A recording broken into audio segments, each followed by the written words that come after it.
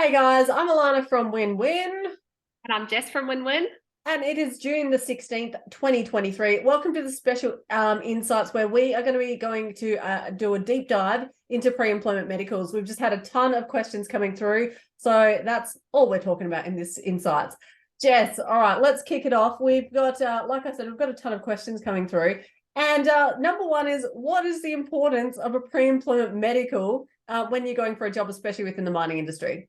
Well, obviously, it's important for the company. It can affect their premiums and their insurance. It's also kind of a safety net for both of you so that you know when you're starting the job, you're fresh. If you have any injuries, anything comes up, any compensation claims come up once you are working or you're injured at work, you have that to go off. So that's there as a record. So it's really important. And it's also important that you can do the job that you're being hired for. So they need to check that that is all good as well. Yeah, 100%. Like from an employer's point of view, and we have been putting through candidates through pre-employment medicals, they're very expensive, and the main reason is because they can have quite an effect on your insurance. And getting a candidate up to site and insuring them is expensive as it is. So it's actually a good thing for you as an employee as well, because it can kind of measure where you're at.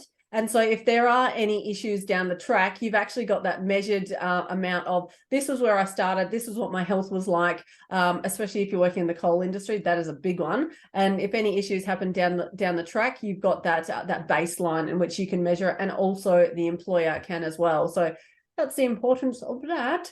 Okay, I've had a question come through. What is involved in a pre-employment medical? What sort of exercises, what to expect, and all those sorts of questions. Jess, do you want to kick this one off? Sure. So it's some of them can be quite intensive. There are some that are a lot more basic. Like you may go for one and you may just have a DNA test and you may just have a chat with the doctor and that can be the end of it. But these days they are really, really thorough. They test everything: your muscular and skeletal system, your hearing, your spirometry and your lung function, drug and alcohol, blood tests, your fats in the blood, and it can even be as a full on as a full physical of actually doing like sit-ups, push-ups, lifting, planks, all of that type of thing. So it's pretty intensive. They test you overall, and for basically everything these days. Yeah, pretty much. When you're going for a medical, just allow, if it's a medical with like Gem or Sonic or one of those companies, allow for up to like 2.5, 3 hours. Those things, you can be waiting to do this and then sitting in the waiting room. Then off you go to do the musculoskeletal, where you'll have to do all your push-ups and planks and all that sort of stuff. Then you'll go wait again. Then you'll have to see the doctor. Then you have to do your DNA. So there are a range of exercises that are involved in that. Everything from hearing tests, for the more intensive ones anyway, hearing tests, musculoskeletal, like Jess said, in that they're testing for your range of movement. They're testing for how much can you like pick up, like weight wise, what's your lifting technique like, just so that you're not using your back, you're using your legs. Jess, what is the stupidest sort of exercise you've had to do in a pre-employment medical? I was going for a role as a chef, and I had to do all of these kind of rigging tests. So it was basically holding 20 kilos out and having to lift it across back and forth, which is really an unsafe way to lift anyway. And Yeah. I couldn't see myself of needing to do it. We also had to do like squats. I think we had to do like 100 squats or something like that, which, yeah, it was crazy. It was like a workout. I was sweating. I was like, wow, this is intense. Yeah, What some of about them. you?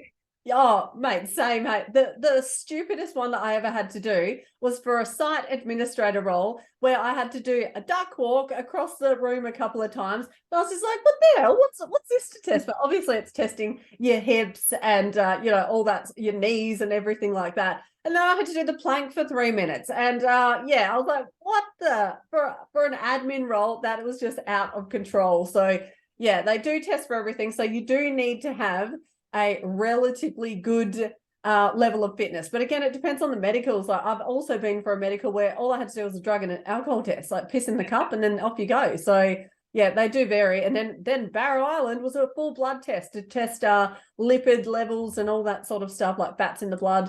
So yeah, it's how long is a piece of string is that question as to what sort of medical that you are going to get. But if you're going for like Sonic or Gem, they're going to tell you. You get a handout of what you're going to what exercises that you're going to have to do. So How soon after the medical will I find out the results is another question we get all the time. That's a hard one. And it's again, how long is a piece of string? It depends on whether you've paid for the medical yourself or whether the company has paid, because you're not actually privy to those details. So your recruiter will get those results. Usually they do get them back within kind of 1 to 2 business days, I think. But it just depends what their recruitment process is and where you are kind of within the process and how soon they'll get back to you. If you're having any doubts or you feel like it's been a week or two and you haven't found anything out, I'd be calling the contact that you have at the company to say, hey, how's my application going? How did my medical go? If you are worried about the results. Yeah, 100%. So generally the bigger companies, obviously when you go to do a pre-employment medical, you'll see that they're booked out all day pretty much. So it usually is 24 to 48 hours, but sometimes it can be like way quicker than that, depending on the medical, of course. So yeah, then it goes to your company, and then however they process that, again, that could be another day or so, depending on how up to date they are with your specific candidate profile. Okay, let's go over. I've done 2 medicals and I've failed them both. What should I do? We had this question come in, and that one there, like for me, I was answering and I was like, well, do you know what you failed on? Because I mean, it's a little bit of a tough one, because being able to give somebody advice as to what they do next depends on if they have any idea of what they failed on. And generally, you're not going to get that information in most cases, because there are actually quite a few reasons for that one. One being the company can potentially use it as leverage if they change their mind. If you've gone through the onboarding process and then you've got to the medical stage, even if they pay for that medical for you, which can cost quite a significant amount of money, one, it's a tax deduction, right? But if they've decided, or they've gone off and checked your references later on down the track and found out that, oh, maybe this person isn't the right fit for the job, or the job's been pulled, or like the multitude of reasons, yeah, pretty much there's not much that you can do if the company's paid for the medical. Because they paid for it, they own it. So they're probably not going to tell you, because it could actually put them at risk as well. So anything to add on that one, Jess? That is a hard one. And I think if you're a generally fit and healthy person, you don't have any issues, you don't take any drugs, or you don't drink, and you've declared all your medications you're on, and you fail and it kind of comes out of left field, I would be trying to get in touch with whoever your HR or your recruiter is, because obviously you've watched all of our videos on YouTube about how to conduct yourself in an interview, and you've built a great rapport with them, and you're super friendly, and you can give them a call and say, off the record, do you have any idea what's come up on my medical, if anything has? If you don't have that, or you've got, you have an idea about what it can be, then I guess it's just troubleshooting yourself. There is the option that you can go and pay for your own medical. It is pricey. It can range up to $2,000, around $2,000 they can be up to. But if you think that there's something going on and you want to figure out what it is, that may be the only way that you're going to get an answer out of that one, unfortunately. Yeah, otherwise it's just, I guess, hope for the best. Maybe lose some weight, or stop drinking, or try and troubleshoot your health as much as you can. Definitely. Like if you're going in the medical and you're noticing, let's say you're doing the step test and the person's trying to push you, but you're not making the time, that could be an issue. If you're having issues with the spirometry test, if you're asthmatic, oh my God, here's a little tip for you: down some Ventolin before you go do that. I'm asthmatic, and that is my most hated medical test to do, because that's obviously when you're like breathing in the thing, which is quite a challenge, I think, for most people, let alone asthmatics. But you could fail on that. You could fail on your previous workers' compensation history. You could fail on absolutely almost any elements of the pre-employment medical. So that's where you need to assess, how did I go in this? Did I have massive issues? Could I not do any sit-ups? What was my lifting technique like? What was the doctor's feedback? All that sort of stuff. But yeah, when it comes to paying for your medical as well, like Jess mentioned, it can be expensive depending on what company that you are being employed potentially with, and what sort of medical that you do. If you do the full comprehensive medical, they do vary from company to company, but yeah, it can cost quite a bit of money. But keep in mind, there are a couple of pros in actually paying for your own medical. One, it's a big giant tax deduction for you, especially coming up to tax time in 14 days or whatever it is. That could actually be beneficial. And two, if you go to a company and say, I've already paid for my pre-employment medical and it's within 3 to 6 months, depending on the company, that could actually be a massive selling point for them to say, oh, awesome, this person is ready to go, they're fit, all we need to do is onboard them, get their uniforms, do their reference checks, check their references, their qualifications, blah, blah, blah, and then get them up to site. So that can be a really, really beneficial one to, to go with. All right, let's talk about real previous injuries, workers' compensation suits, all that sort of stuff, right?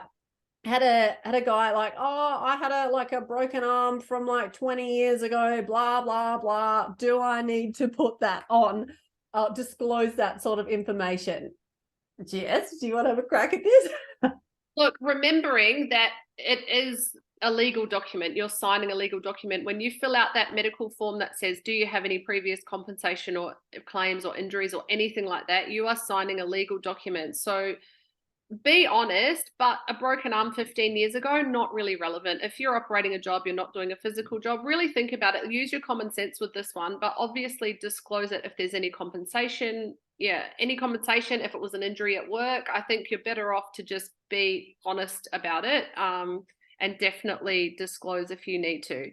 Yeah, it's a legal document. So just keep in mind as well, every time you go to Sonic, they have your file, right? Now, they are under no obligation to give your previous records that previous employers paid for to your new employer. That just doesn't happen. I can tell you from an employer's point of view, but they still have all your files there. So at least try to keep it like consistent. But yeah, something that happened like 20 years ago, or I stubbed my toe or something stupid like that. They don't need to know about like really insignificant things. Big things, yeah, potentially, but just keep in mind again, 20 years ago, a long time. If you're not having any issues with it, then yeah.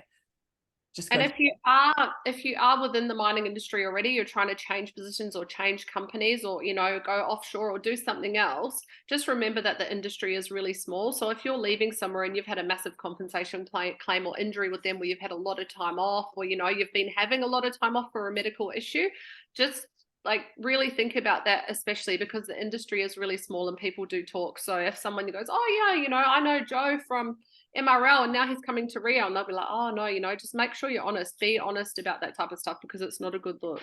Yeah, definitely. It's a very small industry, 100%.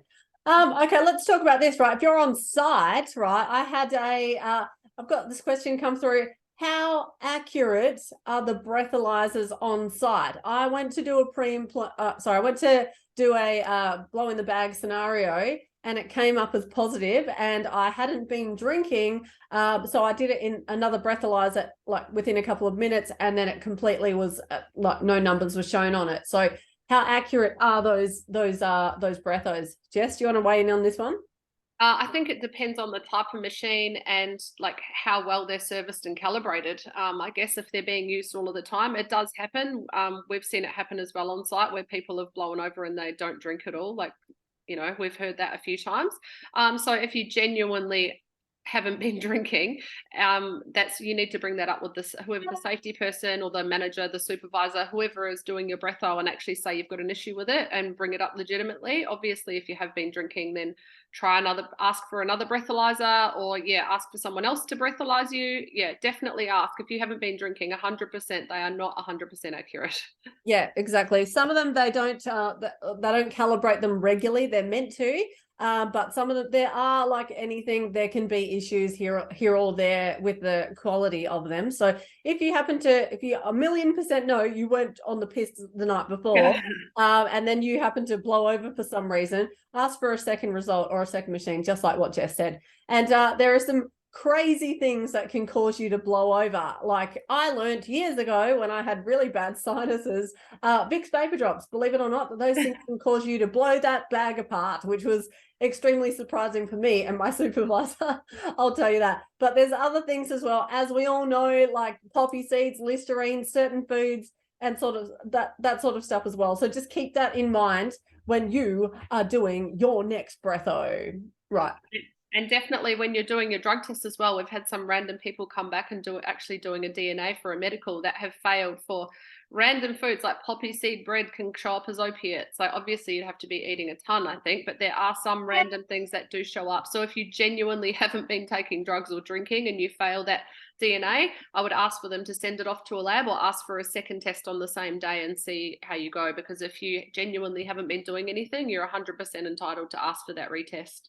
Yeah, 100% as well. And one final thing with pre-employment medicals and when you're on site as well, if you are on any prescription medication that might actually come up in the drug and alcohol test, like let's say if you're on like strong painkillers or something like that, like Nurofen Plus for your period pain or your headaches or something like that, take along any prescriptions that you might have and as well to your pre-employment medical and just say, look, I'm actually legit on this. Here is the prescription. Here is the box, whatever. As long as it's got your name and that your doctor on it, then they will take that into consideration because stuff like that does cause you to have a positive result. So yeah, just keep that in mind as well, especially if you're going up to site.